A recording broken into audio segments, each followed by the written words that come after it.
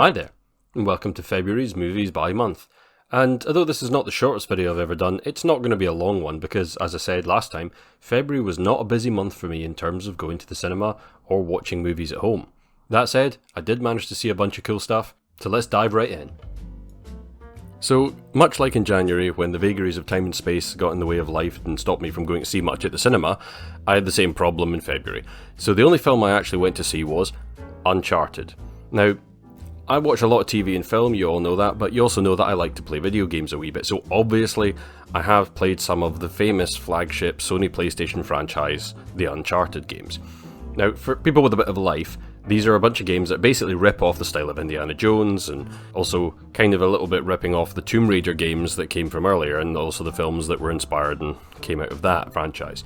So in any case, what happens is it's a modern day franchise revolving around a character called Nathan Drake, who's a hunky everyman with a wisecracking sensibility, who's super smart and great at languages and ancient history and all that Indiana Jones stuff, but he's also basically a proper thief. And unlike Indy, who kids on, he's an archaeologist, Nathan Drake is just out and out a scoundrel stealing stuff. But he's also a bit of a doofus when it comes to women, but in that very endearing way that Nathan Fillion has made a career out of. Which is also probably why Nathan Fillion was one of the top picks to play him for a long time and actually starred as him in a wee fan-made film a few years ago, which is really good fun, you should check it out. Anyway, they've been talking about making a film of this for years, and finally they did, and they went with Tom Holland, aka Spider-Man, playing a much younger than expected Nathan. Although this does have precedent because the opening of one of the computer games has a flashback to almost this exact same period of time. But this is just utterly generic treasure hunting movie nonsense. If you've ever seen a Tomb Raider movie, or an Indiana Jones movie, or a National Treasure movie, or a Mummy movie, then you've basically seen this, or something very like this. I mean, hell, there's a whole TV shows, like Relic Hunter is literally a TV show based around this premise, and that's awful. Oh, President Morris. No, I can talk. You want me to find a baseball glove? But this is not the worst thing ever, but it is completely middle of the road, forgettable. Even the action sequences, the ones that aren't literally stolen straight from the games, are pretty generic, pretty boring. And yeah, 2 out of 5, because frankly, there's just nothing exceptional about this. There's no reason to go out of your way to see it, there's no reason to even bother until it's on streaming. It's fine, but it's dull. And also a lot of the special effects are clearly badly green screen shots, like either with CGI or it's just ridiculous. I mean, this whole bit with the chips at the end is just crazy. It's daft nonsense. But, it's a Friday evening in the telly with a few beers, so not a complete washout, but as I said, don't go out of your way to see this. There are so many better films of this type out there. I mean, hell, there is even a more recent Tomb Raider movie, which I've still not checked out, which could well be better than this. But meanwhile, here's back to what I saw in the land of Blu-rays and streaming services.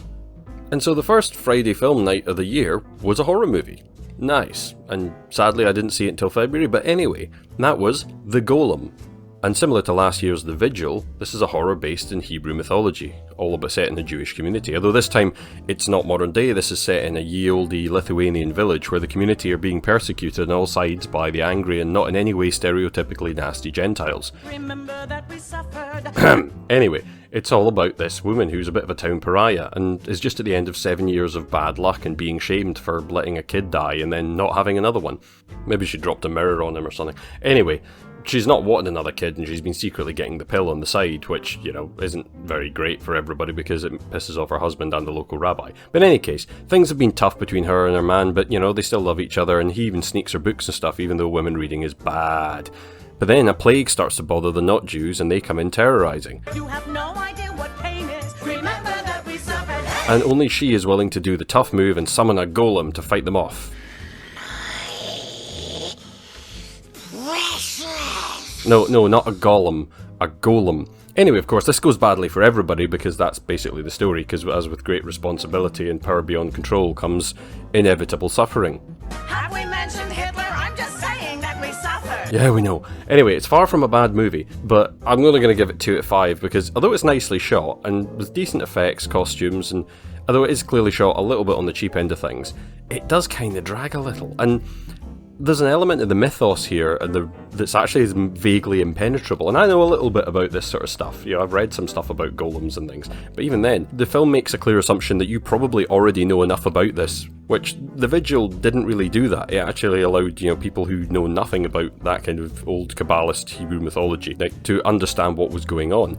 But some of the stuff and some of the community stuff here feels really bizarre. But still though, it's a passable horror movie, and an interesting use of old mythology in a more modern style of film. Now here's a quirky one.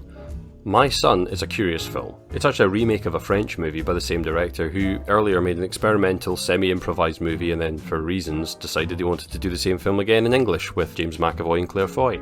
And basically, it's all about James McAvoy's son being kidnapped from a camp, so estranged military shady guy dad pops back to look into it, and after leathering mum's new fiancé into hospital, she nevertheless teams up with him to get back in the bottom of the nastiness, and ends up them both going uphill and down dale and touching on all sorts of bad human trafficking people. Now, what's fascinating about this is knowing that James McAvoy had no script, so everyone around him was kind of like improvising according to whatever he said without knowing what was going on. But at least, I think they knew vaguely where the scenes were going to begin and end, but a few times it kind of works against the movie. Like, there was definitely a scene where his wife wakes up and at first acts like she doesn't know that her boyfriend's been beaten up by him, and then halfway through the scene he mentions it and she has to not only react but also react that she knows what's going on, and she's a little annoyed but not that annoyed. It was just odd. I thought this was a fairly solid thriller. It was entertaining. It was 3 out of 5. Good scenic stuff, nice acting turns, but nothing special, and you'll have forgotten you watched it after about a week. A non-English language film I saw was the new Paolo Sorrentino film, Hand of God. Now this is a semi-autobiographical movie set in Naples in the 80s, all about this kind of sort of stand-in Sorrentino character as a kid growing up in this weird time obsessed with Diego Maradona, the footballer famous and referred to as, the Hand of God because of that thing during the World Cup. Anyway, when that guy gets transferred to Naples. But this is a classic coming-of-age story, literally, as along with familial strife, there's a lot of growing up stuff, as the wee lad's kind of an ingenue and novice when it comes to women, and he's completely beguiled and confused by them, especially his beautiful but mentally ill aunt, who he's kind of obsessed with. And it is just a gorgeous film. I mean, I'd give it 4 out of 5. It has its odd moments, and it's quite long, but it's definitely one with very Italian sensibilities. And there's at least one scene that will kind of make it or break it for a lot of people. It's one of those ones that you either just go with it as part of the story, or you're just going to be completely creeped out by it. But anyway, I thought this was an amazing step into a strange and beautiful world in a time and place that probably never really existed quite as it does outside of the memory of Sorrentino. And I think that's really what he captured here, this sense of Naples in the 80s and being a young man and desperately trying to understand the world around him that seems harsh, strange and cruel.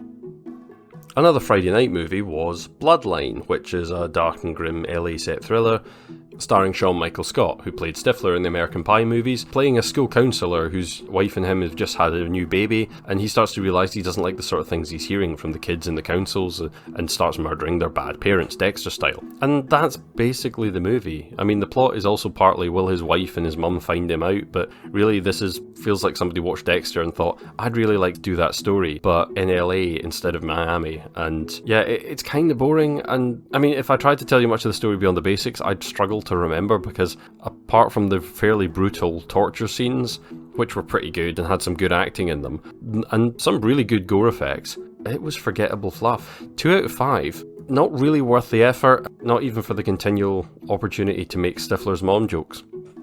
Now here's an interesting one. It's a film that actually was a sequel to a film I forgot to include last year.